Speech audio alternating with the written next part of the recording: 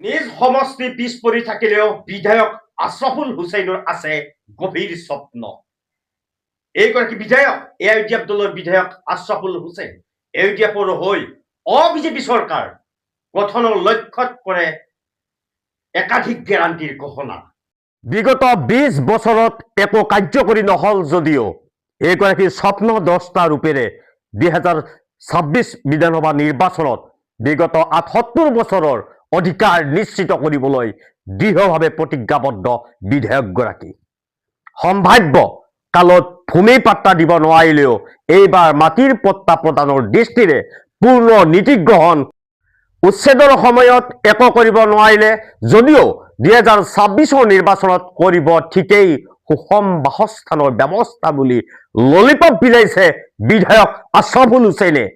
সামাজিক ন্যায়, সমবিকাশ আৰু সম অধিকাৰ ৰক্ষাক মুখ্য লক্ষ্য হিচাপে দেখুৱাইছে তিনিটা গেৰাণ্টি দিলে এইবাৰ বিধায়ক আশ্ৰফুল হুছেইনে।